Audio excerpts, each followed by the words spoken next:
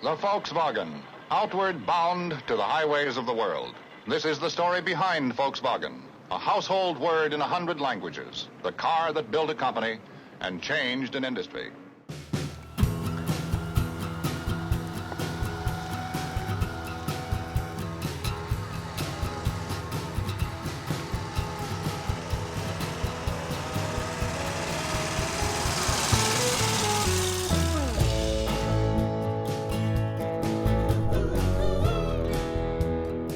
It was so omnipresent on every road, in every place of this world you saw a Beetle.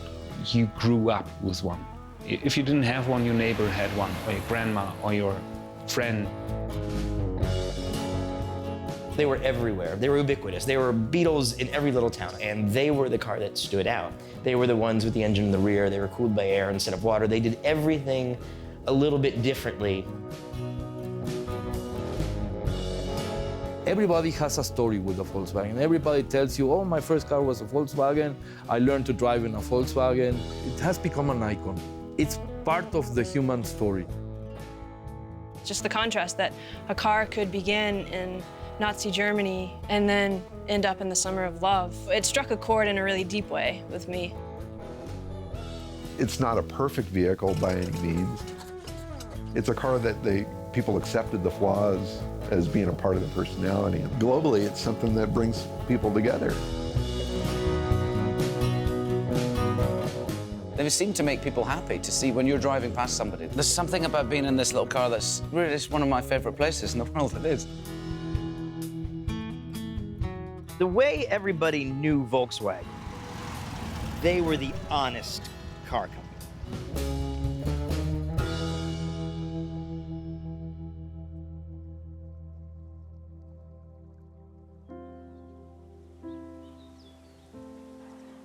When I met my husband, we bought a VW Bug. We moved with a newborn baby, a dog, and a 3-year-old to Montana. Brings a smile to your face. My husband restored VWs just for fun. And it was time to do another one. And we happened to be in town shopping and saw this one for sale. The reason he bought it right away was because looking at it, you could tell it had never been wrecked. So we brought the car over here to the cabin, planning to build a shop here in the near future. And he started working on it. You know, life was good. We retired, we were enjoying doing what we wanted to do. So he did, obviously, he must have done this primer work? Yes, yeah, he had it right down to bare metal. Yeah. When the doctor diagnosed him, he said, I will not live like this. Make a long story short, in 38 days, he was dead.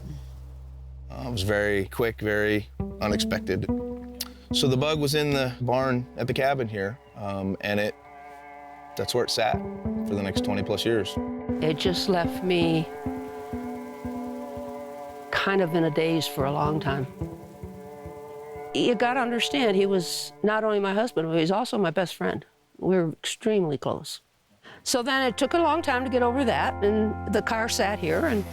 Oh, that turns. That's surprising.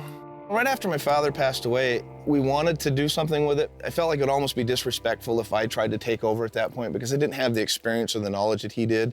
And it was always going to be something that happened. It just never came to fruition. Well, that's a good sign. It's time to face reality. It's silly to let it sit there and rot. When he passed away, it was in the stripped down form where all the parts were wrapped up in paper and kind of labeled and stuffed in boxes, and he had started some primer work. And that's as far as he got. So for the last, 20-something years, it's just been sitting in her barn, disassembled, probably very sentimentally attached, didn't want to let it go. I could kind of tell that it meant something to her on that level. 89. She was getting a little choked up telling me the story. So finally she decided just to go ahead and let it go. I just want it out of here. Are you willing to pay $500 for it? I'm your guy. I'll give you $500 for it. I'll come out with a trailer and haul it back home. I'll keep your number and keep in touch. Somehow there's some comfort of having a certain number of things that are his. Yeah, that's another fun thing about it. But I've got all the memories. And then on the count of 1, 2, 3. Amazing. Daylight.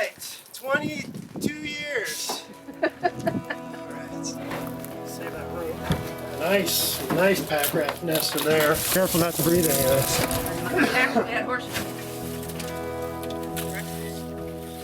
And this is a book on how to keep your Volkswagen alive. The classic. That is the Bible right there. And he's got all kinds of notes in it and everything. And I don't know what's in here. License plates. Oh, the license. We bought him a license plate for Christmas that year. That's the license plate. Oh my God, that's going on there. That is awesome. What's the date on this thing? October of 1990 is the first entry in this book. Yep. He purchased it for $250. I thought he paid $350 for it. Maybe that's what he told you. I'm teasing. Yeah. That's so cool. Oh, that's cool. That's the original manual. That's the original manual to that. It's 1960 Beetle. How neat is that? Yep, see? August 1959. That's the production date. Ah, Corky. You made my day. Well, good. Well, it's getting a whole new lease on life now. Yes, and I'm anxious to see it when you get it done. I want to be able to restore this Bug and drive it out to her and surprise her with it and show her, Corky, this is what your husband started and I finished it and I just want you to see it and I want to take you on a drive in it. So it means a lot. I've never took on a project that had this kind of a story behind it, and so I'm really excited to do it justice.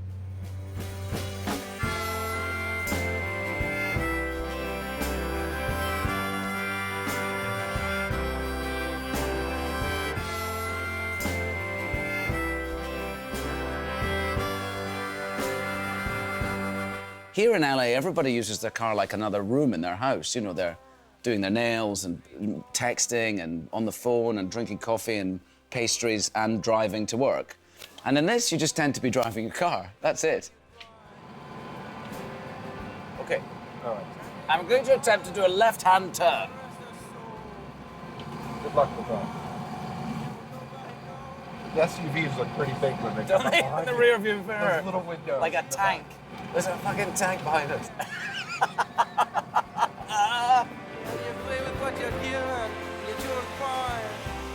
They don't feel like little cars to me. When I'm in it, it doesn't feel like a little car somehow. But then you realize you see one parked up next to some SUV, you know, some monster car that they build here in the States. It is a little car. Try looking at a Volkswagen this way. It's the only small car with a sealed steel bottom that leaves nothing exposed beneath it. And the VW is built to take a little punishment. In fact, the VW is so well put together, it's practically airtight.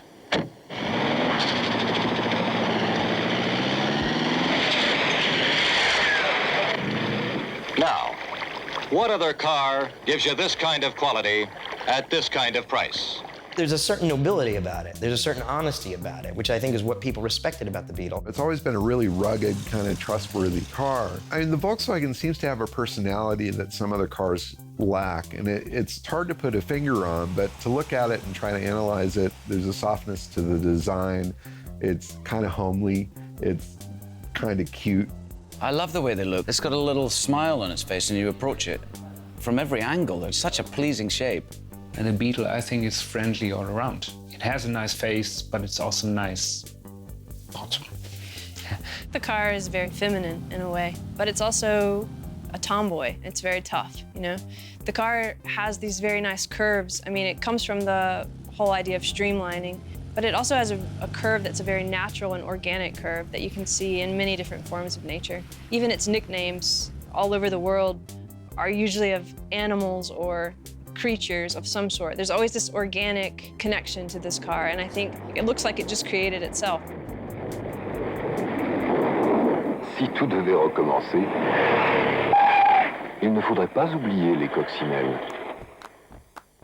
Curvilinear forms, in general, are things people react in a warm way to. If you think about the things that are comforting and don't hurt us when we're babies, breasts, you know, things that are round and soft. Round, soft things. When you're a baby, it's built into us. This is something that provides sustenance, it's warmth, it's friendly. It touches people in a childhood way, you know. It's round and it's like something you want to play with. A round form has these connotations. Spiky Angular forms are things you can get hurt on. You know, a corner, a cactus spike, a hard surface.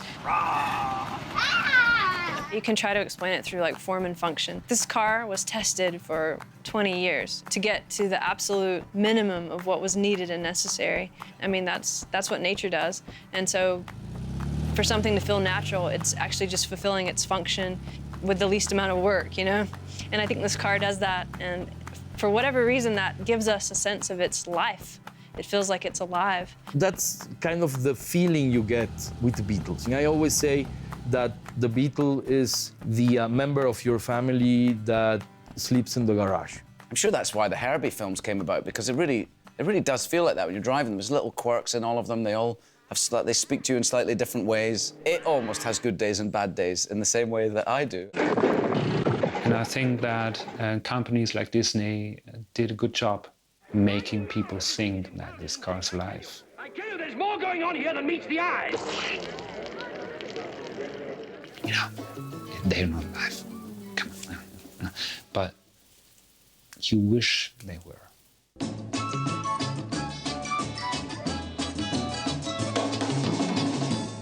First movie I ever saw as a kid was Herbie Goes Bananas.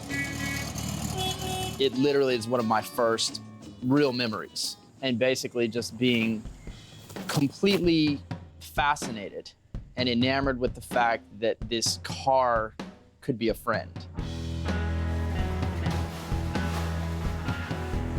Most people think of a car as being just transportation, but this was a concept that a car could be one of your best buds, and that's something that stuck with me my whole life. For me, it was important to find out what had happened to the original cars during the filming. That was gonna be my new dream car. I had to have an original Herbie. I had to find an original stunt car. This is exactly what the car looked like when I got it. It was interesting to research how many cars were used for each film. Obviously, when you're a kid, you think there's just one. You know, there's one Herbie that did it all, but the reality of it is there were 10 or 11 cars for the first movie and as many as 26 for Herbie Goes Bananas. And this is expendable car rigged to tow driverless at release of by the Apollo.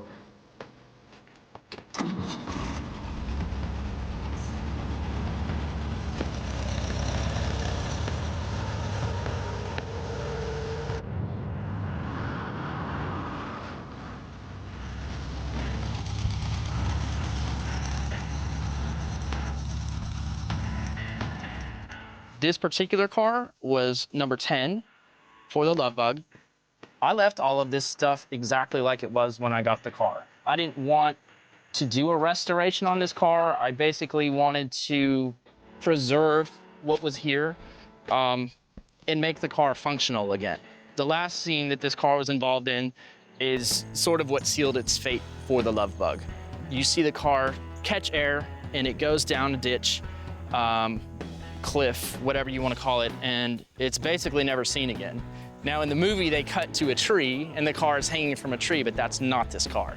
My car completed its last stunt when it went over the side of that culvert. Seeing the movie as a child and then revisiting the movie as an adult, it makes you realize how much of a children's movie it's not. There's very serious, darker sort of underlying issues with the movie. I mean, Herbie tries to commit suicide. When you think of a Disney movie, you don't generally think of a character wanting to kill themselves.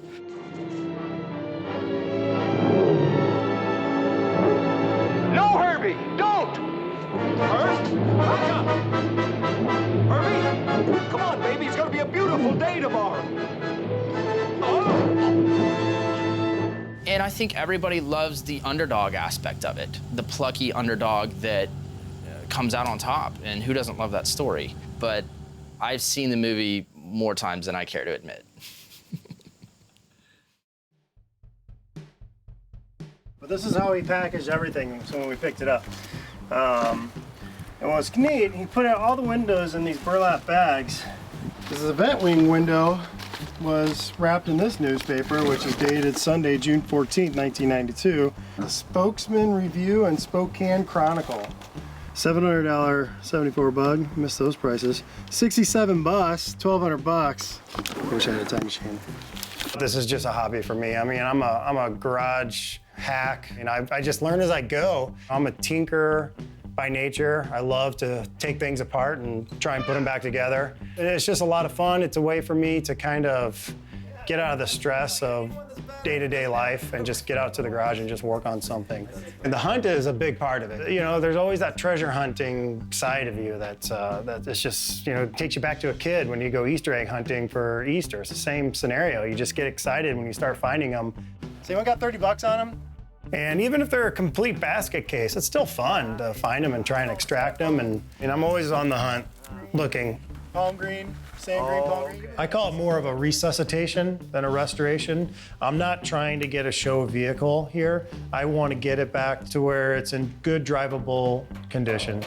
It's like a giant jigsaw puzzle because that's ultimately all it is. You're just trying to put all the pieces back together and make them fit and work. So you got a 20,000 piece jigsaw puzzle, it gets daunting real quick. And if you let your mind think like that, you get completely overwhelmed and it's very easy to lose sight.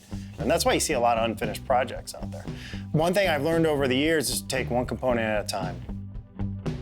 My wife's great. She always kind of giggles and smiles whenever I'm pulling out some Hulk from God knows where.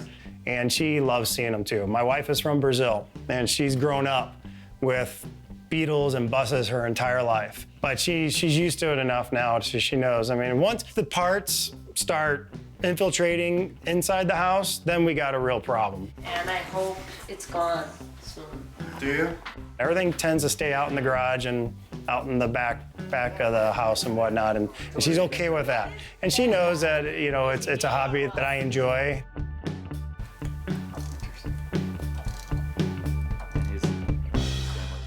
In the 50s in America, the slur against the Beetle often was that this is Hitler's car. There's this little guilty part of me that was always there. Like, my car that's my favorite car is the one that the Nazis championed. Is like, it's a hard thing to reconcile. If you see movies today about Second World War, you see German soldiers driving, you see them in a Schwimmwagen or in a Beetle. It just burned into the mind of everybody.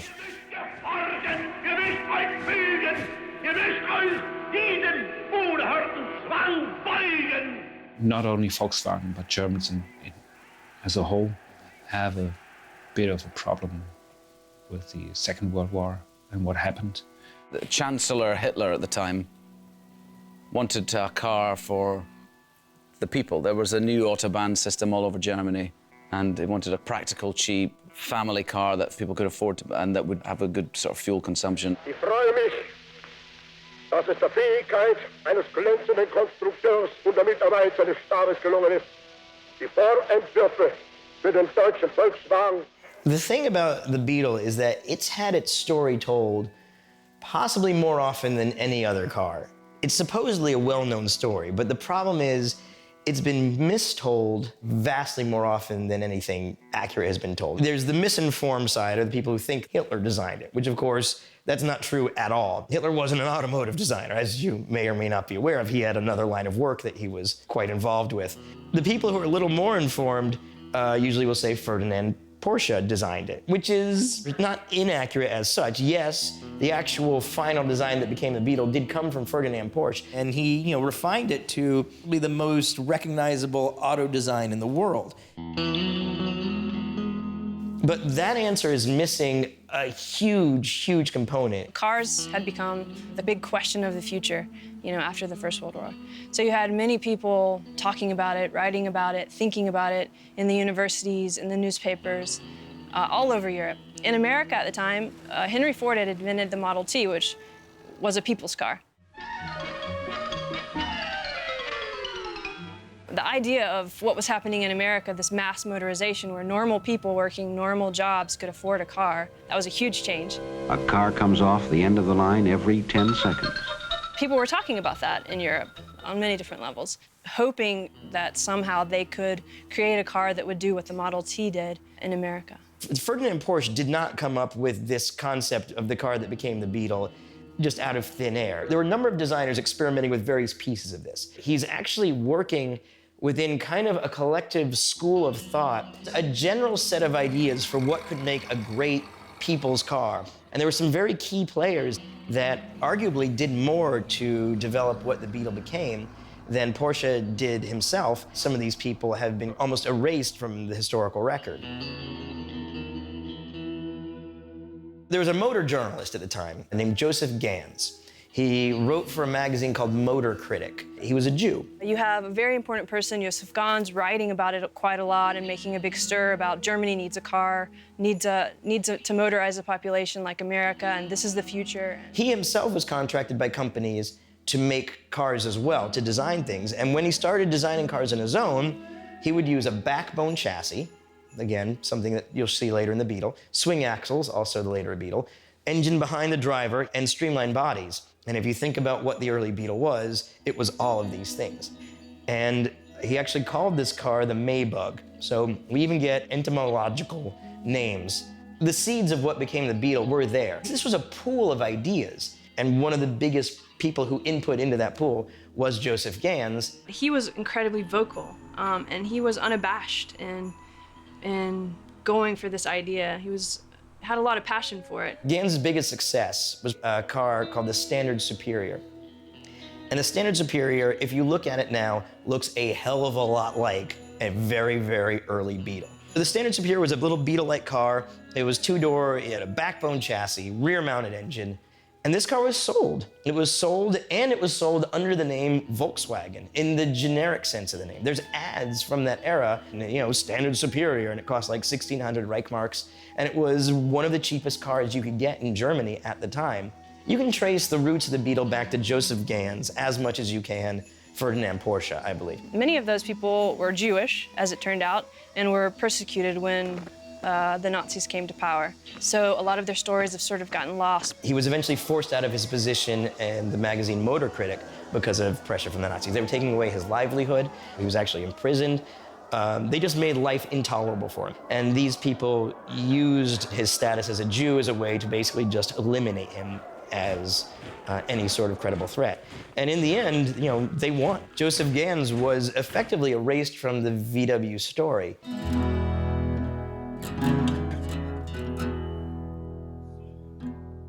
It's a relief in a way that seminal in the Beetle's design may have actually been a Jew himself. It's like this thing wasn't entirely, born out of these horrible circumstances by this madman. Germany was partitioned after the war, and the Allies each took a zone. So you had the British zone, you had the American zone, you had the Russian zone, and the French zone. And the Volkswagen factory happened to be in the British zone.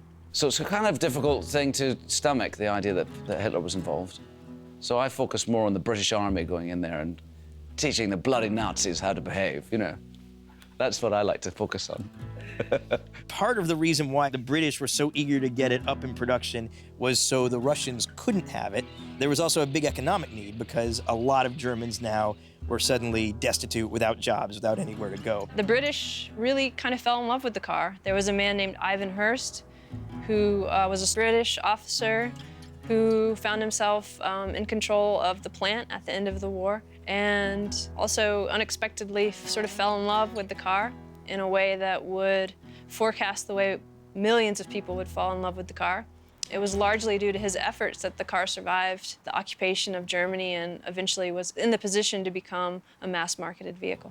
The Volkswagen in general is very, very important for the Germans because it meant to forget about the sadness of the war and begin a new economic life again.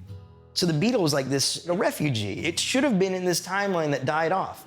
There were so many times it could have just ended there. The Beetle would be this weird thing you'd see in museums. They built a few of these weird Beetle cars in the 30s, and these were the basis for the German Jeeps, and wasn't that strange. But that's not what happened. The Beetle jumped ship. It got into our timeline, and instead of dying off here, it thrived.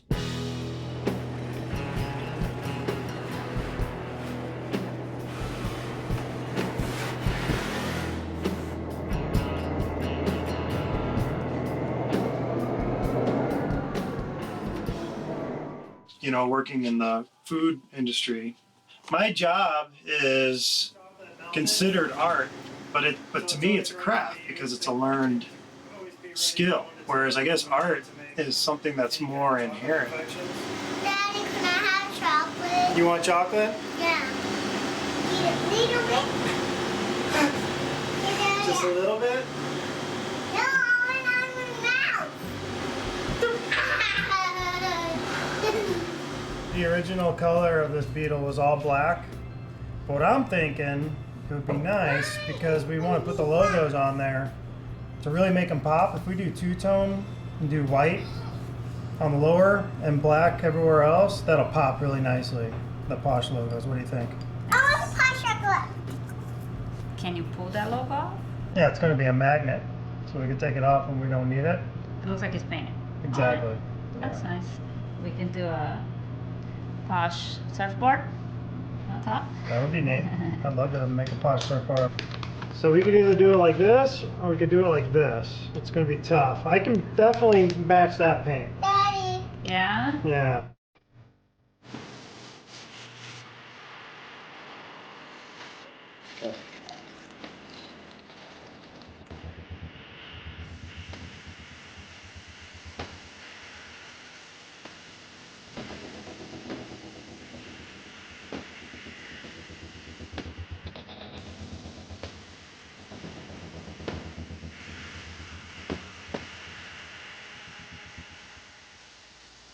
Painting is the fun part. Once you got all the prep done and everything's nice and straight and you can finally lay on the color and see the color finally coming to life, that's when the actual gratification of the hours and hours of hard work come into play.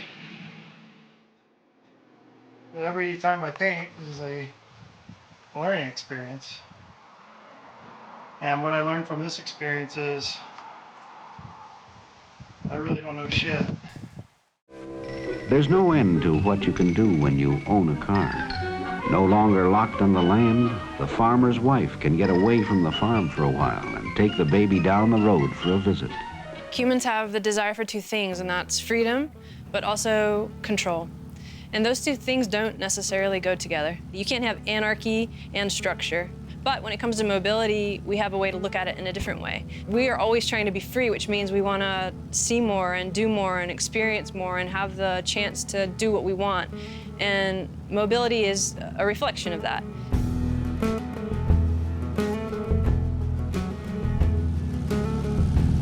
You know, we find ever new ways to explore. First, the bicycle, the motorcycle, the car, the airplane. These are all ways of us extending our feeling of freedom and power, and also control, because on the train you don't have any control. I mean, you have the control to buy the ticket, and then someone takes you from point A to point B. With the automobile, you have this direct relationship between your freedom and your control, because you're in control of the car and you're free to take it where you want to take it. But you also need rules, structure, stoplights, all of that stuff, and that comes through control. With autonomous cars and self-driving Google vehicles and everything else, I feel like we can still sort of hold on to that romantic idea of having the power to go out and drive your own car however fast or however slow you want to go where you want to go. It's an extremely therapeutic thing for me. With all the stress of society and work and everything else, some people like to go play sports. Some people go to the bar to unwind. I just get behind the wheel of an old Bug and drive. My first car was a Beetle. Your first car, it's a life changer, isn't it? When you're a teenager and you have a car that's yours, that you've worked for, and it's the first time you have independence like that. And where I lived in Scotland, it was so beautiful there, and I could go wherever I wanted.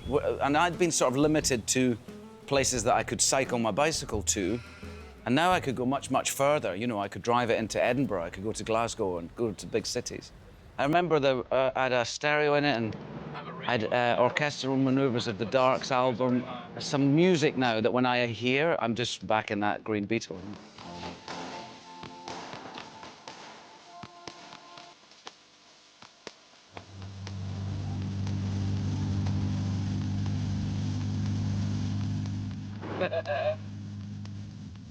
It's just perfect. It's perfect. I've reflected on why do I love this car so much, and I've looked back and my parents had them in the 70s when I was just growing up.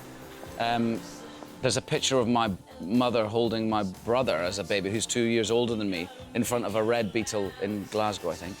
And then there's a picture of me as a schoolboy, like 5 years old, standing in front of an orange Beetle that we had. I'm sure that's why I ended up buying one when I was 16, because I love them. I love the shape of them, and I've known them since I was, you know, nothing really, I guess.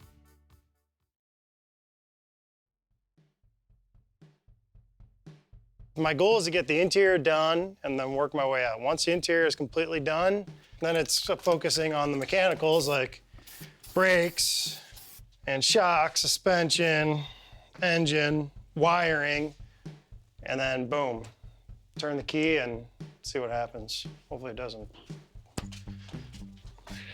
That's where we're at. Curved glass is remarkably strong compared to flat glass because of the curve. Adds strength, rigidity. When we do the windshield, it's a completely different story. I find that getting yourself in the right frame of mind to do this work is essential. And the windshield on these early Bugs are flat glass. And the flat glass is very delicate to work with. And I've broken enough of them installing them to know that it's something you just gotta take your time with. Usually when I split them, that's usually right when I get to the end, and right down the middle.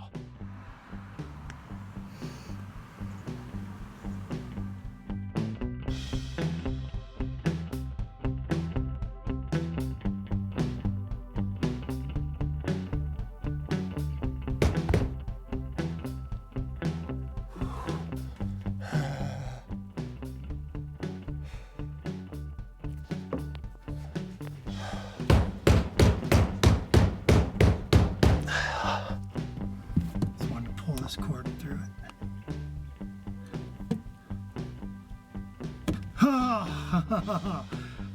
Fuck, that scared the shit out of me for a second. Nice All right, it's in. It was 1949, and the Cold War and everything was getting bigger, including automobiles. That's when we arrived, and they couldn't even spell our name right.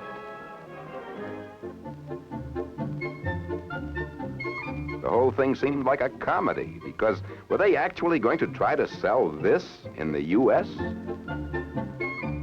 A man named Ben Pon, who was instrumental in the creation of the bus, the Type 2, wanted to see this car come to America. So in 1949, he loaded up a couple of the cars on a ship, and they went to America with great hopes that, you know, everyone would fall in love with this car. And the opposite happened. The custom officials laughed at the car and said, "Are you trying to sell this here? You know, like, are you crazy? Like, good luck, you know?" Well, they got some people to go along, and they sold two in 1949. People thought the car was ugly. They called it the baby Hitler. All the press was bad, you know? It couldn't have been worse, to be honest. It was just a disaster.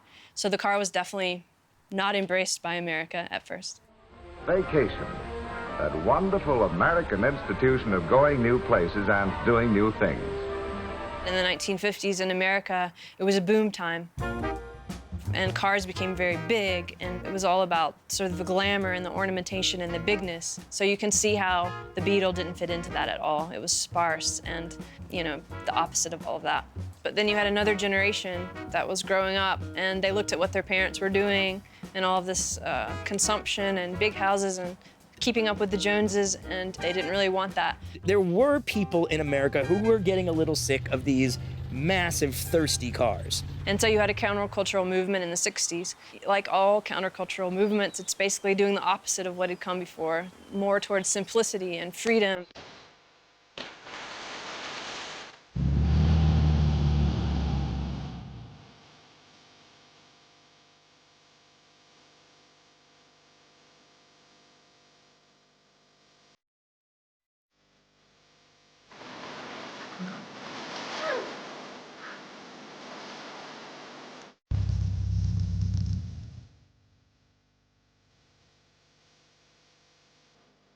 Somehow, the Beetle was finally at just the right point to ride that wave.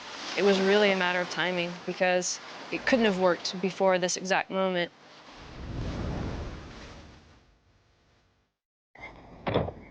Mr. Jones and Mr. Krempler were neighbors. They each had $3,000.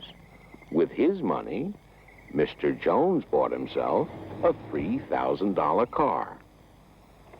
With his money, Mr. Krempler bought himself a new refrigerator, a new range, a new washer, a new dryer, a record player, 2 new television sets, and a brand new Volkswagen.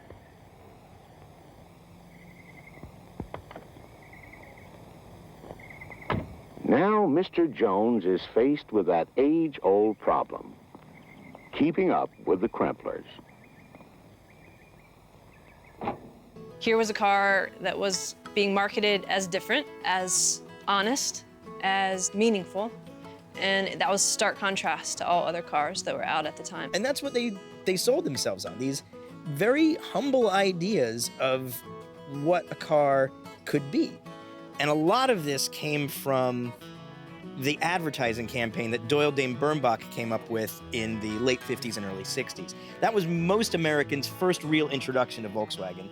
And it was an idea that stuck with them, a concept and a cultural identity that stuck with them for decades. I think they've sort of gotten away from that philosophy of what you see is what you get.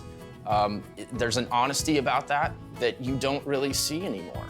They would have been happy to tell you it's not beautiful, but they would have given you half a dozen reasons why the look made sense and why it was the right thing to do.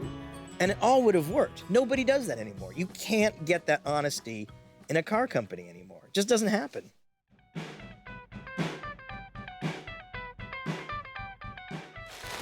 Monday, we're gonna pick up the motor. It's coming FedEx, and since I'm a resident, they can't get it here because it's on a pallet, so we're gonna go pick it up, and that's gonna be fun. Cool. So just we'll wheel right on out over there. Yeah, the ramp right over there. Perfect. I'll park right by it. I'll get my best guy on it. Thanks, man. Right on that tailgate there? Right on it. You gonna hold it? We'll find out. Oh yeah, that's no problem. There's no problem at all. That'll actually fit right in there. What's it on?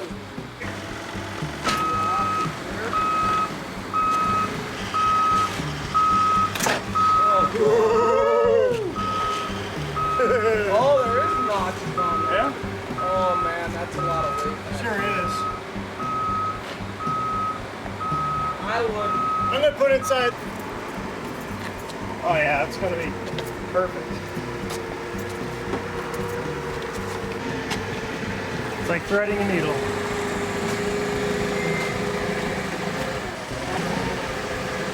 You got 3 inches on each side. Go this way here, okay? Go back that way here, okay? You're in. Got half an inch on each side at most. Now getting it out's a whole other matter. That's going to be breaking it out of the crate. It was going to get in my bus one way or another. And it did.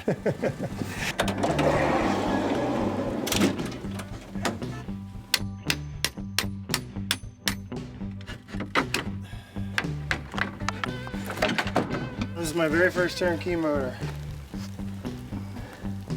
It's pretty.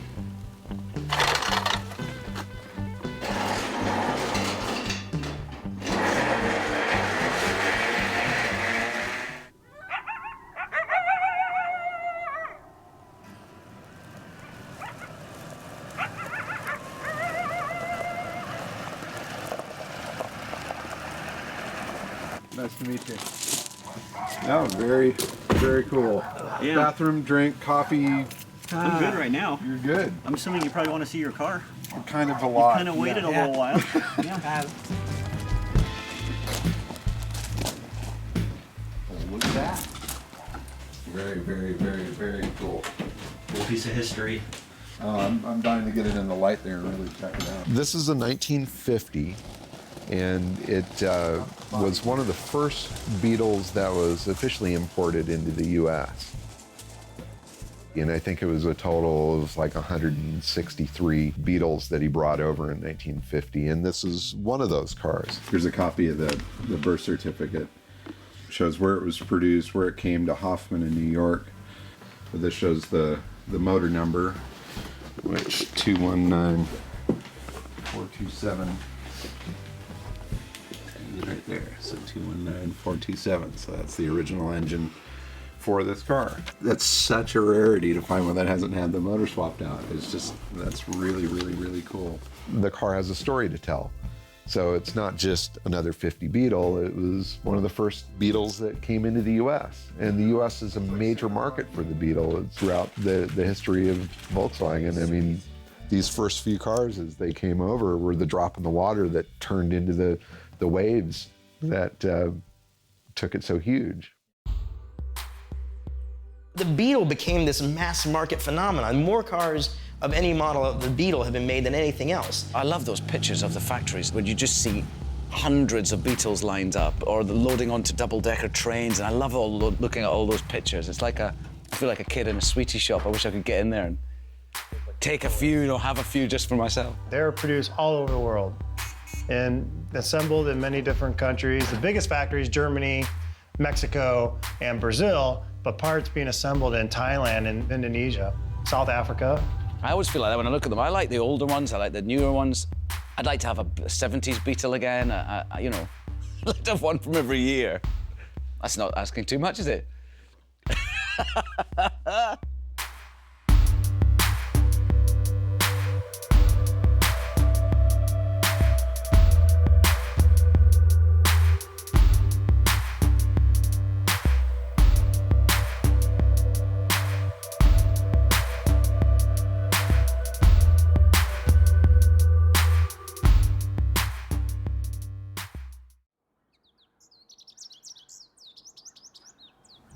They're really nice. These are really, really good quality horsehair padding, so I'm excited to use these. And these springs are in great shape. Doesn't look like any work to them has been done. Ow! Fingers. That looks good. The original manufacturing of the coconut fiber for the seat padding was done in India. The materials that Volkswagen used in the 60s, especially in the interiors, as they age, they soak up smells and they create their own smell. And there's something about that Volkswagen smell that brings you back. It's maybe the trademark of a video, you know? It's the smell. It's amazing. The petrol tank's not very far away from you. It's right in front of your knees, which is not a great place, I suppose, to have one. But anyway, there it is. So you're getting a little whiff of the petrol, and you smell the oil. You've got all of the mechanical smells that I love and that are in there. It's a little on the musty side. It's probably from the horsehair padding. No matter how much you vacuum, you're gonna have the horsehair padding falling apart and underneath the seat. It's losing some horsehair. So I feel like it's a combination of whatever that weird straw horsehair seat fill, gasoline, and rubber. And then all cooked, all gradually cooked by the driving of your car.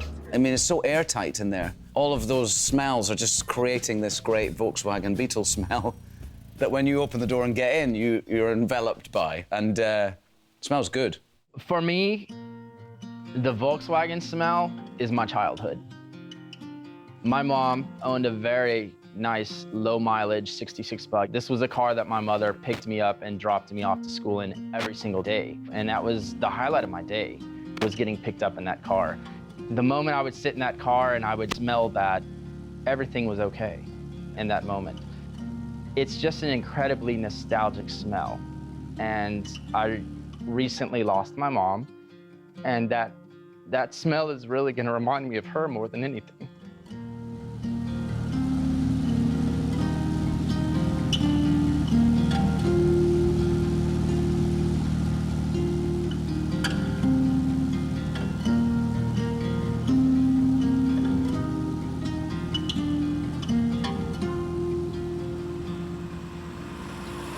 And that's what was so remarkable about this car that I just bought that has 19,000 miles on it, because that car instantly transports me back to my childhood.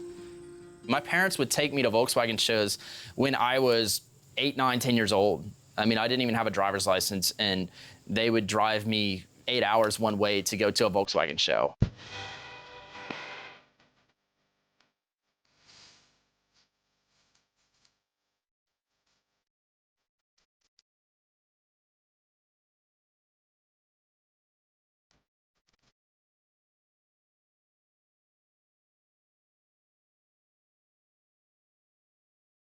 I go to a VW show and it's like walking into the bar at Cheers and, hey, Norm, you know, there's something that's really cool about that when I'm with the VW crowd. It's home. You know, I know if I've got a problem. Today I was having mechanical problems with the car and I knew if I broke down, somebody would be there to help me. I didn't have to worry about it. People do come together. It's a neat family of people. It doesn't really matter if it's a Beetle or a bus or a Type 3 or whatever it is. There is a real Volkswagen camaraderie, and it's quite nice. And also, it's not even just people in Volkswagens. You know, you get waves from other people, and I forget, even when I'm not driving my Beetle, if I'm driving another car, I'm always waving to Beetles, and they're like, why is he waving at me, you know? It's always fun. There's always a turning head with a smile. You know, everybody looks at you, everybody smiles, everybody says hello. It's very nice.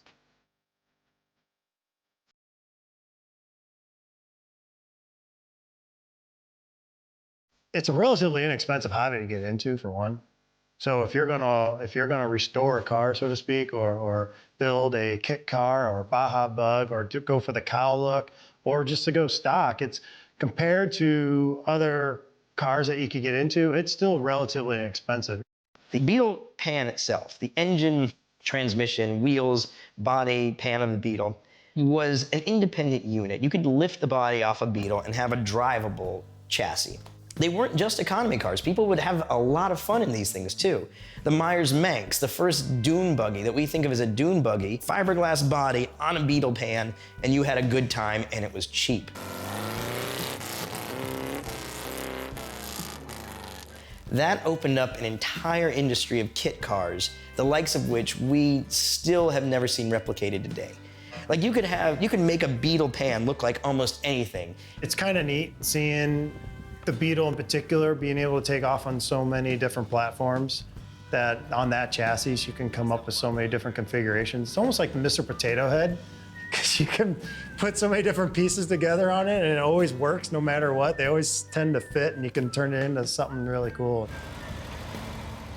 You can go buy a Volkswagen for $1,000 and have something in common with some rich dude that just spent $200,000 on a Volkswagen. The Volkswagen has now really spread across so many different levels of people, from basic transportation to high-end collectible. It's a 1949 hip rub. The Beetle was classless in a way that we don't really have anymore. Nowadays, status is such a big deal when people buy cars. That wasn't the case with the Beetle. Everybody knew how cheap a Beetle was. A Beetle cost like half of what a average American compact car cost in like the 60s and 70s. You could be a rich person driving a Beetle with no shame.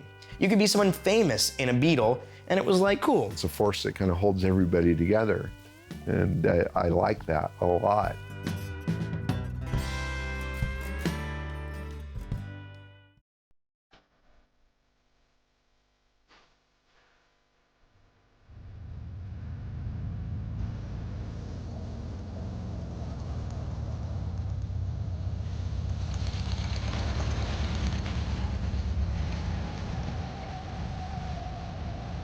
Andar dirigindo, Gabriel? O meu trovão. O Fuca foi o meu primeiro carro que eu comprei. Esse carro eu aprendi a dirigir nele depois de 54 anos. Como eu já dirigia trator, foi fácil aprender a dirigir Fuca. A Regina tem, minha esposa tem esclerose múltipla, sabe? Então ela até anda no trator, mas sofre um pouco, né? Então vai ficar incômodo, né? Aí depois eu vou comprar um Fuquinha, aí ela... Nossa, tá feio. Eu vou no gasolina dele, tem uma bateria tão boa, não tem nada. É um carro de guerra, né? Nem água vai.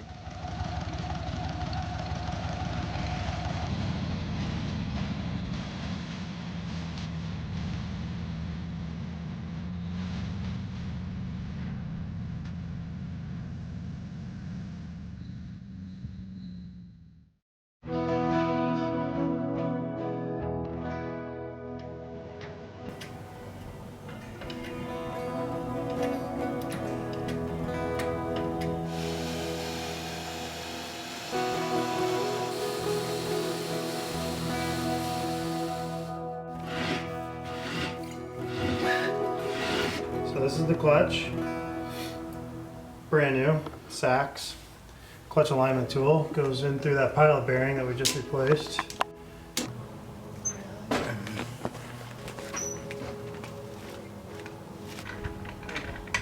Got it? Yep.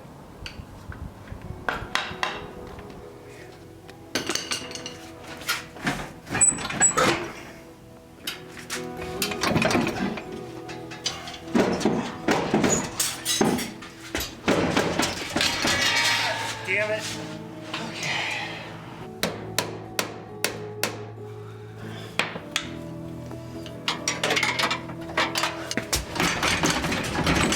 Ah, cocksucker.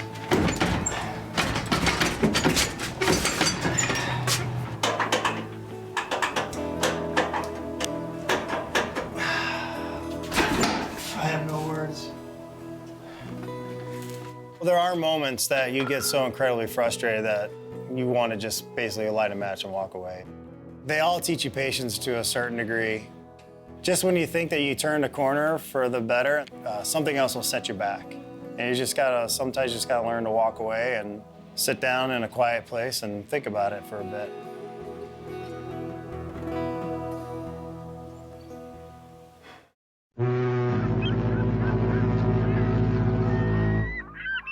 The word came as a quiet announcement yesterday. Sales have been declining and prices rising, and the standard Volkswagen Beetle will no longer be imported into the United States. More Beetles have been sold than any other car in history, 19 million worldwide, 5 million in the U.S. In late 1974, VW started sending fewer of the old standby over so that more of the new Rabbit model, mechanically completely different, could be produced. But the original model, which created the market for economy cars, has ended its 28-year run on these shores. Japanese imports were coming in that were about as cheap as the Beetle, about as efficient, could hold more people, were just more modern designs. And the Bug had been making these incremental improvements for a long time and all of a sudden found real competitors for the first time. Ask for it, you got it, Toyota. Volkswagen was realizing this is what we've got. Subaru, the economy car for today's economy. Frankly, VW just hadn't kept developing aggressively enough to really keep, with the times. When the Japanese market came in and started to take the wind out of the sails of the Beetle, that killed the Beetle to a certain extent in the US market. In '79, it was done. The fact that they stopped making it, I mean, they made them for so long. Can't imagine our car being produced for that length of time. It's unrivaled, isn't it? It only adds to its preciousness, the fact that it's not being built anymore in that form. Mexico continued to crank out Beetles until 2003. They continued longer than any other factory around the world.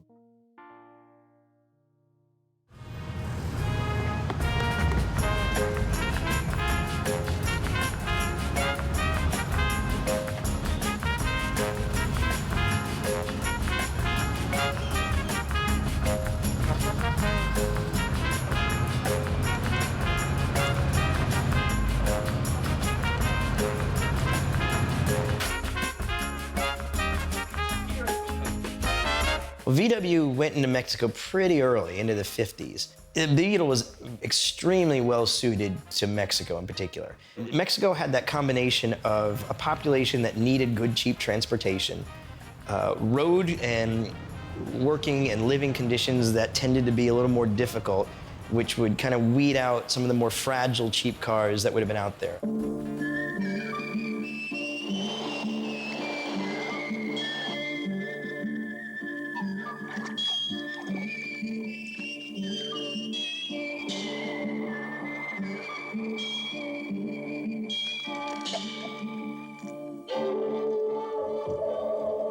Es bueno recordarlo. Volkswagen, la mejor compra.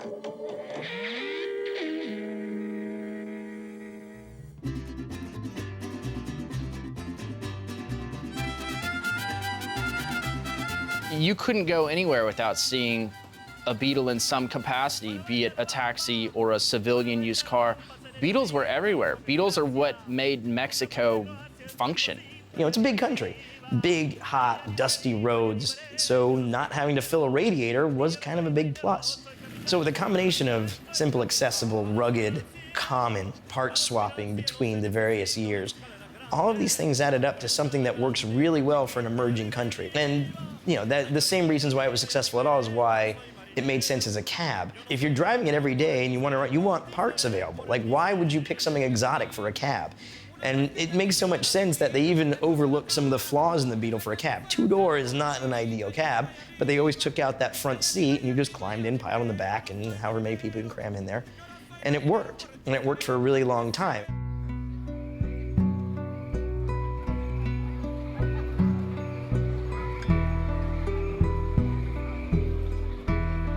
The Beetles are disappearing from the Mexico City streets. I cannot remember a time with no VW taxis in Mexico. The emissions problems in Mexico City were completely out of control, and also safety reasons, the fact that they weren't four doors, and there were some sketchy things going on in the taxi cab. The government's answer to all of this was we need to outlaw two-door taxis. Passengers need a means of egress if something goes wrong, so four-door taxis are in, two-door taxis are out. It's a shame to see all these taxis here. They are waiting for the deadline, for the doomsday.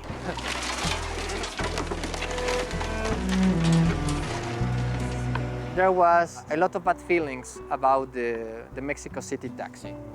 Many of these taxis were used to commit crimes. 20 years ago, the chances to get robbed or maybe raped in a taxi Beetle was very high. There were a lot of incidents. They're known as express kidnappings. And that's basically where you would hail one of these cabs. They would go a couple blocks, turn down an alley. Somebody would get in. They would put a gun to you and take you to ATMs that would basically empty your account. As long as you cooperated, you lived at the end of it. There's no chances to run away when you are a passenger in a taxi Beetle. The driver locked the door and you are there. It had to come to an end. It's, I guess, part of our story, It's so sad. Like, you had lines and lines and rows of these Beetles that were cars that any of us up here in the United States would gladly own, that we could, if nothing else, use parts from. And these cars were being crushed and stacked. There were rows miles long of these cars that are piled 3, 4, 5 Beetles high and as long as the eye can see, and it just broke my heart. By this point, obviously, they're all off the road. They've already been outlawed. All of the licenses have expired. They're all gone, basically, which has really changed the landscape of Mexico City. There's a certain charm about going down there and seeing all of these little Beetles, buzzing around. And I kept going back and looking at these pictures of these cars getting crushed that were stacked up, and I had to do something about it.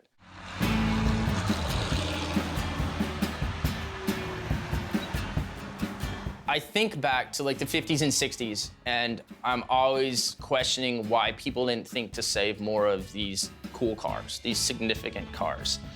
And so when an opportunity comes up in present day that I would think 20 years from now, we look back and think, why didn't we save any of these cars? These were an important part of history.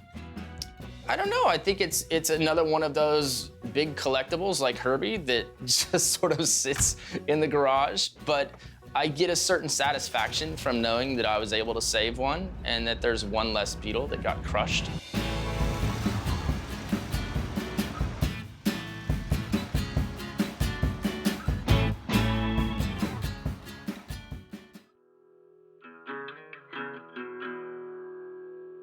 I'm getting nervous about firing this thing up for the first time. Your initial startup on this can go in so many different directions. And you gotta understand, every single system in this Bug was disassembled. So that's a lot of variables right there. Hopefully we won't need that. All right, let's put the battery in, crank the engine until fuel makes its way here, and it's got a ways to travel. I mean, it's got to travel from the front of the Beetle all the way to here, and at 3.5 PSI, that'll take some time before it gets there. And then it's one of these. Then once it fires, then I've got to start, run it at a high RPM, and then I'm going to listen for expensive noises. This is it. This is the first startup in over 20 years.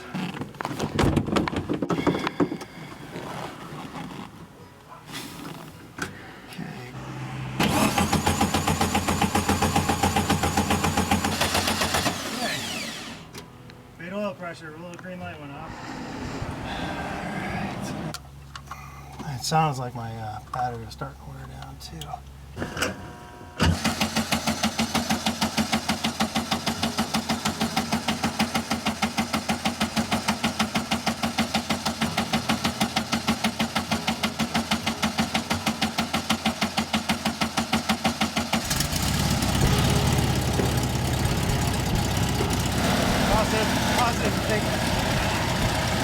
That's just a car. Because that was the first time it had ran in 23 years. That's an incredible feeling to know that you just brought something back to life. You're putting another one back on the road. It's a really good sense of accomplishment. Some of them will fight you every step of the way. Some of them will get back together and get on the road quickly. This one definitely fought me, putting it back together, but we're working out the kinks slowly together. It took enough of my skin and blood and pride, for sure. VW used to be extremely conservative technologically. Basically, they had one fundamental platform that they worked with, and they stretched that platform to everything. It's sort of like there was a split in Volkswagen technologically that happened in the 70s. And this is the split that most of us understand is when VW went from air-cooled rear engines to water-cooled front engines. And from that moment on, that's the break. From that moment on, technology and innovation took on a very different role at Volkswagen.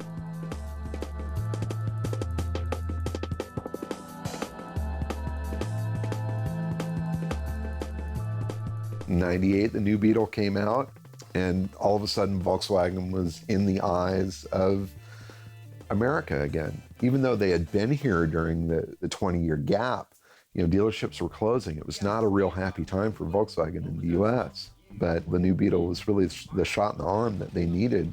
A lot of people rushed out to buy them thinking that they were gonna feel those same feelings and smell those same smells. And when they realized it was just like every other car out on the road, I think they were a little disappointed. The new Beetle may look a bit like the old one, but it's not the same car. Nowhere near the same. It was still a neat car, and it still made people smile like the old Beetle did. They added a diesel option on the new Beetles, and it was a good option. But, they're a completely different car company at this time and a completely different car. Scandal and the fallout over Volkswagen's cheating of emission standards grew today. The EPA alleged there was deceitful software in 500,000 cars. Today, Volkswagen raised that number significantly and tried to restore consumer trust.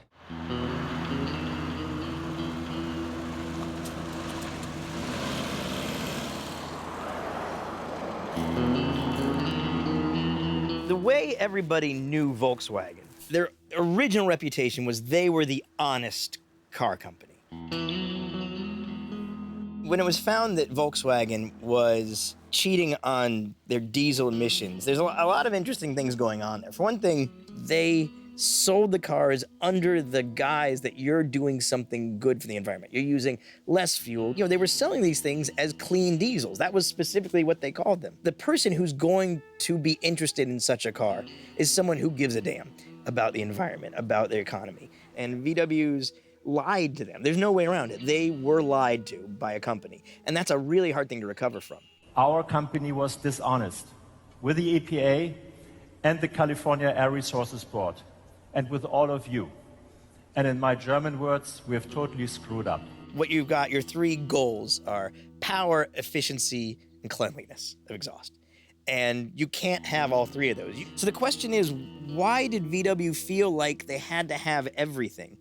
You can trace back why to a reaction against what VW used to be. The old ideas of slow refinement, making everything perfect for what it was, even if it's an archaic design. And from there, we get into what modern VW became, which is a much more technology-oriented company. There's a lot of arrogance and pride associated with this. This whole scandal feels like something that came out of this arrogance. But I imagine there was pressure from the very top, like we have to be the best. We have to provide a diesel that gets insane mileage and insane power, and nobody else can touch it. And the thing is, they just hit up against the wall of physics and engineering and reality, and they couldn't quite get there. This can be a chance to really reinvent themselves in maybe a way that they've needed to since before this even happened. Since everyone's conducting a mileage test, we at Volkswagen thought we'd conduct one. So we modified our body and our engine and used someone who didn't weigh much to drive. And we got 84 miles per gallon. Ridiculous? Nobody normally drives like this? That's precisely our point. Nobody normally drives like most of those tests.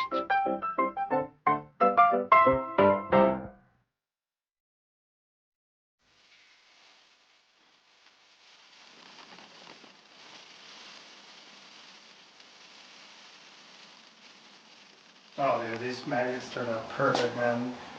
I used the leftover white paint from the door to paint the magnet itself, and then we matched the black in vinyl.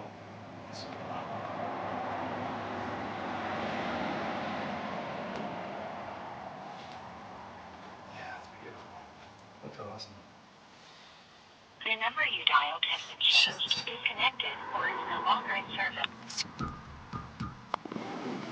So I want to find Corky because now I want to get back in touch with her so I can set up a time to meet up with her and show her the bug and show her the finished product.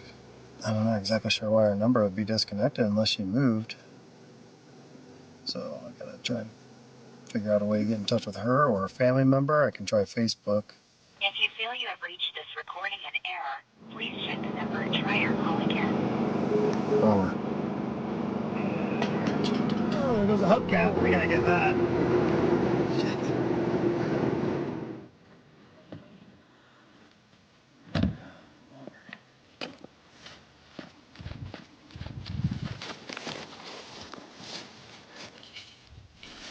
Not bad. And when I first saw it, it looked like it had a big old dent inside of it, but a little bit of road rash, just some character to it.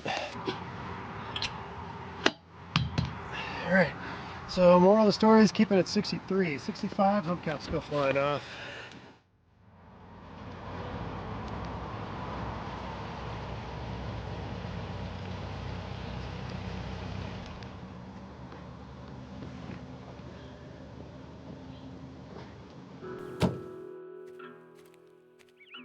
The sad truth of this whole thing is that you don't see them anywhere. Worldwide, they're disappearing at an alarming rate. It is sad that as time goes on, there's a limited number left, and because of that, and because of more and more people fall in love with this car, then to own one actually becomes something which feels competitive. I think that's the word that bothers me, is that you should feel like you have to snatch up this car and put it in your collection, you know, because then the story gets lost, you know.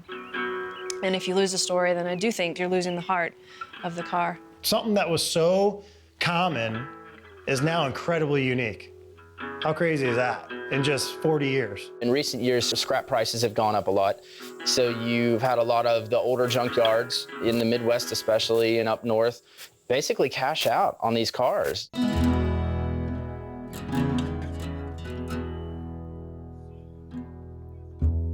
We found an old, crappy-looking car that looked like it had been in an alley for most of its life, and put it back on the road. And I love that. I love sort of the idea of saving them, you know. The Beetle started out as a tool, as a mode of transportation. It was like any other product that's out there in the world, but it's endeared itself with people that have experienced it through their life, and now collectors that want to relive those memories and have that emotion back are holding on to these things tightly. Even in the last, since I bought mine here in America, like the prices of them are going crazy. This car maybe 3 or 4 years ago might have been $30,000 or something like that, and now it's probably double that. Right. It's extraordinary. And what happens, I suppose, is encourages people to drive them less. I mean, I think if you're paying that kind of money for a car, then it does become something that sits in a collection or in a collector's collection. and maybe doesn't get driven very much. I like to drive mine. I like to get mine out and give them a blast, you know. There's something about being in this little blue car that's really just one of my favorite places in the world. It is. I love the simplicity of it all, and it's so very beautiful. I think it's got a lot to do with not growing up. Somewhere in me is still that 16-year-old boy who got his first car and never kind of got over it. I don't like that sort of lie that we're fed by that sort of capitalist idea that you need the new phone, you need the new stereo, you need the new car. Every year they bring out a car which is like last year's, but they've done this to make you want the new one and make you also feel bad about having the old one. And I don't like to live like that. I don't think that's important. Corky Lord, there she is. Look at that. On the beach. Retired. So through Facebook, I was able to connect with her grandson. The good news is Corky is happy and healthy, and made arrangements to meet up with them out at the cabin. So next weekend, we're gonna drive the Bug out there. So even though we're in Montana, I'm gonna put the classic Idaho 1960 Bug plates on that her grandkids bought for Bob for this Beetle. I think that'll be a nice little touch.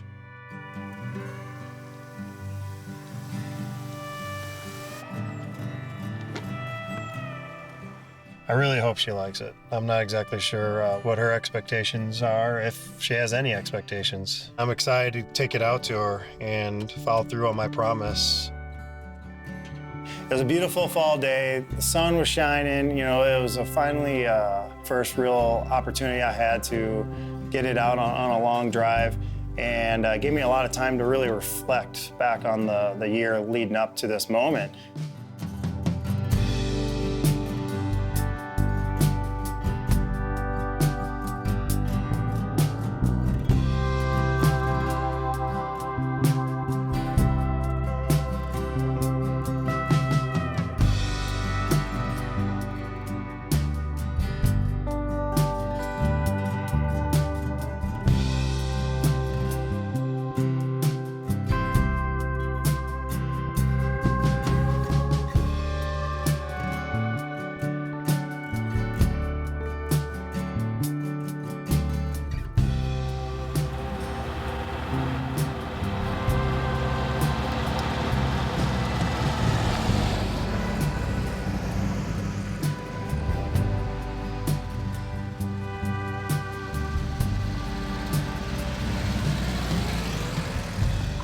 Here it comes.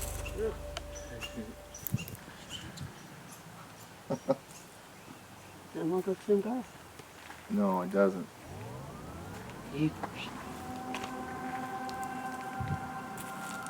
Hey, even the lights work. All right, come here, Mom. Oh. Wow. She likes it. Hey, stranger. Unbelievable. What do you think? It's unbelievable. It's been about a year up to the day almost now. Wow. So I tried to reuse everything that Bob put away, everything that he stored for. This is all original to the Beetle. You see, you know, it's got its little marks in it, and yes, it's got fresh paint, but it needed that. Absolutely. The rest of the stuff didn't need to fresh be. paint if he lived. But Right. if you do one of those restores where you put everything brand new on it and everything, you bury the history of that car. You bury the history of where it's been. I think it was great for my mom in a lot of different ways. To be able to see it restored and brought back, I think it gives her a sense of closure, a sense of we completed what you started. We were able to find someone that did that. And so I think that just closes that door for my mom. I was feeling nervous about the Bug breaking down, but it didn't. It actually ended up being a pretty remarkable day. The reaction from Corky and Jerry and their family on this Beetle and what it meant to them was worth every bloody knuckle. With all the challenges, all the frustrations went away the minute that I saw the reaction on their face. It's far better than I anticipated. I don't know what I thought, but I'm amazed. I really am. Just a beautiful They're car. pretty cars, aren't they? Amazing. Daylight, 22 years.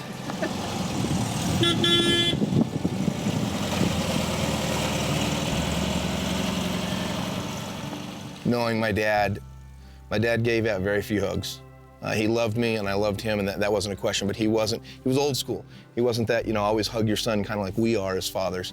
I think Jason would have gotten a hug from my dad.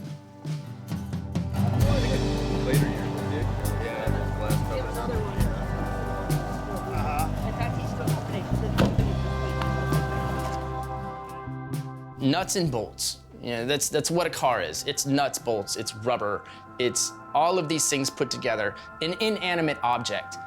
And somehow this car was able to get into all of our heads. It was able to touch our soul. It's something that we take to heart. It's a special thing. I don't think there will ever be another car made like that. VW today feels so removed from the car that got them to where they are. The character of the original Beetle is not going to be hurt by what's happening now. It's unimpeachable in a lot of ways. The Beetle's already established itself. It's such an icon, it's no longer affected by almost anything VW can do today. And if you look at it, of course it isn't. It came from the Nazis. If that wasn't enough to smear the character of this car, a diesel scandal sure as hell isn't going to do that. The Beetle is always going to be above that crap. I don't think that there's a spot in the world that hasn't been touched by a bug. It definitely brings people together in a really amazing way. I mean, they call it the people's car, and it holds true today. It's not about the car. The car is just a medium to bring these people together, but it's the people. Everyone wants to be a part of a story, especially a continuous story. And this car gives you a way to be a part of that story. And it's a story that started with dark. The worst of us as humans is a part of this car's initial beginnings. It goes on to champion the best parts of us. We feel that we're part of that story, and we feel that we're part of something that should never have happened and wasn't supposed to happen and was impossible, but then became possible. That's an important thing about this car, is that we can be reinvented, that reinvention is possible, that we can change our story.